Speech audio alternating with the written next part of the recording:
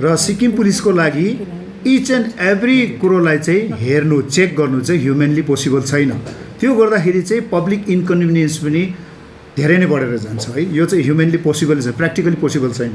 र हामीले चाहिँ अब कतिवटा चान्स रिकभरी हुन्छ, कसलाई इन्फर्मेसनहरू सिलगढीदेखि नै हाम्रो इन्टेलिजेन्सले इन्फर्मेसनहरू कलेक्ट गरेको हुन्छ है, त्यो प्रकारले हामीले गर्छौँ। र त्यसले गर्दाखेरि चाहिँ के हुन्छ भने चाहिँ अब हामीले यसलाई अझ एक स्टेप बढाउनुको लागि चाहिँ रम्फू र मल्लीको चेकपोस्टमा चाहिँ हामीले चाहिँ यो ड्रग्सको लागि स्निफर डगहरू पनि अब ल्याएर त्यहाँ राख्ने, स्टेसन गर्ने हामीले एउटा अर्को पहल सुरु गर्छौँ। यो ड्रग एगेन्स्ट ड्रगको विरोधमा हाम्रो जुन चाहिँ क्याम्पेन छ, यो एक सप्ताह लामो मात्रै होइन, एक महिना लामो मात्रै होइन, यो ओकेजनल होइन, यो हामीले वर्षको 365 दिन यसमाथि हामीले काम गरिरहेको छौँ। तपाईँहरूले अब तपाईँहरू मिडियामा हुनुहुन्छ र तपाईँहरूलाई थाहा भइसकेको छ, यो खालि बस्ती एरियामा मात्रै नभएर बजार सबै एरियामा हाम्रो आँकडा अनुसार बस्तीमा बेसी अथवा बजारमा बेसी भन्ने त्यस्तो केही छैन, सबैतिर नै यो प्रचलन भइरहेको छ है। र हाम्रो जुन चाहिँ अहिले सिक्किमको साडा भन्ने एक्ट छ है, र यो साडा एक्टको इतिहासलाई हामीले हेरेर ल्यायौँ भने यो साडा एक्टमा 2-3वटा इम्पोर्टेन्ट ऐतिहासिक कुराहरू भएको छ। र सबैभन्दा पहिला चाहिँ के भन्छ, साडा एक्ट यो के अरे इम्प्लिमेन्ट गरिसकेपछि यसलाई अझ दरिलो बनाउने एउटा कोसिस गरिएको छ है। तर दरिलो गर्दाखेरि पनि, फाइनहरू बेसी गर्दाखेरि, स्ट्रिन्जेन्ट एक्सन लिँदाखेरि पनि यो जुन चाहिँ लागु पदार्थको दुरुपयोग चाहिँ कमी भएन। र त्यसले गर्दाखेरि चाहिँ अब फेरि एउटा नयाँ सोच आयो कि डिक्रिमिनलाइजेसन अफ दिस ड्रग है। र त्यो के अरे प्रावधानहरू पनि त्यहाँ राखिएको छ। र अहिले चाहिँ हामीले चाहिँ यो जति पनि लागु पदार्थमा लिप्त हाम्रो विशेष गरेर युवा भाइ बहिनीहरू हुनुहुन्छ, नानीहरू हुनुहुन्छ है, उहाँहरूलाई चाहिँ हामीले चाहिँ एउटा दोषीको रूपमा नहेरेर उनीहरूलाई चाहिँ हामीले एउटा रोगद्वारा सङ्क्रमित भएको रोगीको रूपमा, एउटा पेसेन्टको रूपमा हेरेर चाहिँ हामीले ट्रिट गर्छौँ। उहाँलाई हामीले क्राइमको रूपमा, अफेन्सको रूपमा हामीले हेर्दैनौँ। र हाम्रो कोसिस लगातार छ। र तपाईँहरूले मिडियामा हेर्नु हुँदैछ कि हरेक दिन जस्तै नै हामीले कुनै न कुनै पुलिस स्टेसनमा चाहिँ हामीले लागु पदार्थहरू सिज गरिरहेका छौँ, कसैलाई पक्राउ गरिरहेका हुन्छौँ र एक्सन लिइरहेका हुन्छौँ। बस्तीमा पनि हाम्रो क्याम्पेन भइरहेछ। पुलिस स्टेसन जुरिस्डिक्सनले आफ्नो लेभलबाट आफ्नो बस्तीभित्र कार्यक्रमहरू गरिरहेछ। अघि हाम्रो म्याडमले भन्नुभयो यो जुन चाहिँ ट्राफिकिङ साइड छ, सप्लाई साइड छ, सप्लाई साइडसँग फाइट गर्नुको चाहिँ हाम्रो एउटा ठुलो चुनौती भइरहेछ। मैले योभन्दा अघिको इन्टरभ्यूहरूमा पनि, मिडिया प्रेस ब्रिफिङहरूमा पनि भनेको छु कि हामीले यहाँ भित्र आइसकेपछि कन्ट्रोल गर्नु सजिलो छ, तर भित्र जुन प्रकारले आउँदैछ सिलिगुडी र जुन प्रकारले, जुन मिडियमबाट जुन प्रकारको मोडस ओपरेन्डी अनुसार चाहिँ यहाँ लागु पदार्थहरूको ओसार पोसार गर्ने काम हुँदैछ, त्यो चाहिँ हाम्रो लागि एउटा ठुलो चुनौती भएको छ। र त्यसमा चाहिँ खालि पुलिसले मात्रै अब काम गरेर सफल हुनु सक्दैन, यसमा चाहिँ इन्टायर सोसाइटी नै हाम्रो आउनुपर्छ। जस्तो अहिले नाम्ची जिल्लाको अन्तर्गत कतिवटा हाम्रो महिलाको यस्तो सङ्गठनहरू छ, उहाँहरूले गाउँमा एकदम ड्रग पस्नै दिनु हुँदैन।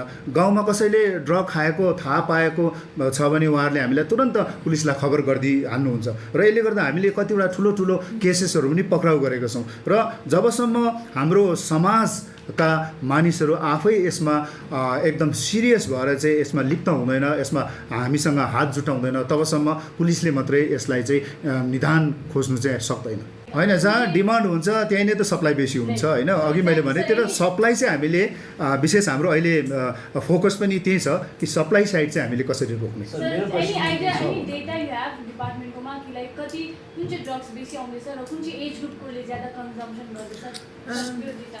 Then drugs basically opioids based आउँदैछ because there's a lot of diversion of pharmacological drugs. So basically you know that covers most of our cough syrups and all.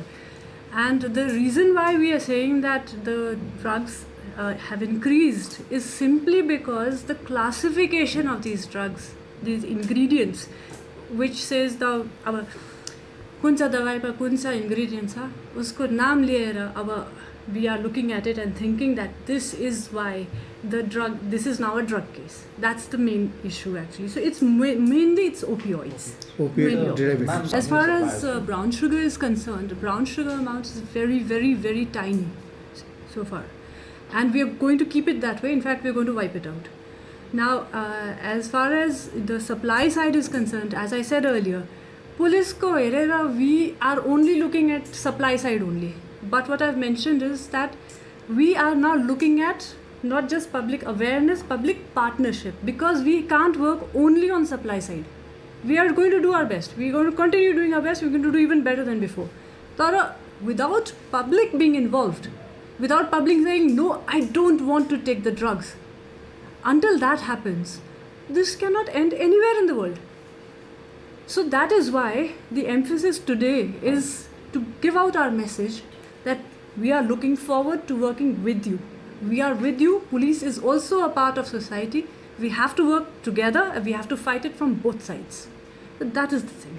You know, say, चेकपोस्टबाट हजारवटा गाडीहरू छिर्छन्, हजार किसिमको सामानहरू छिर्छन् र मानिसहरू छिर्छन् र सिक्किम पुलिसको लागि इच एन्ड एभ्री कुरोलाई चाहिँ हेर्नु चेक गर्नु चाहिँ ह्युमनली पोसिबल छैन।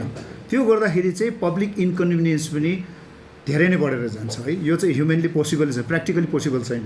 र हामीले चाहिँ अब कतिवटा चान्स रिकभरी हुन्छ, कसलाई इन्फर्मेसनहरू सिलगढीदेखि नै हाम्रो इन्टेलिजेन्सले इन्फर्मेसनहरू कलेक्ट गरेको हुन्छ है, त्यो प्रकारले हामीले गर्छौँ। र त्यसले गर्दाखेरि चाहिँ के हुन्छ भने चाहिँ अब हामीले यसलाई अझ एक स्टेप बढाउनुको लागि चाहिँ रम्फू र मल्लीको चेकपोस्टमा चाहिँ हामीले चाहिँ यो ड्रग्सको लागि स्निफर डगहरू पनि अब ल्याएर त्यहाँ राख्ने स्टेसन गर्ने हामीले एउटा अर्को पहल सुरु गर्दैछौँ हाम्रै सिआइडीको माध्यमद्वारा। त्यो we have been talking about the community participation since the beginning of this press conference. The problem with Northeast, most of the states, is that they are dealing with the heavy drugs. You know, you'll have cocaine, you'll have heroin, you'll have very, very major drugs. And it is also a major transit area for the other states, the countries in Southeast Asia. Plus, it's now, I think, also becoming a transit area for drugs that are being transported on ships across the world.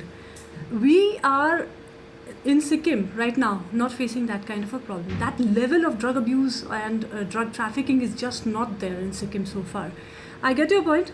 Community policing is what is helping them over there. Along with that, there are a number of other efforts also happening.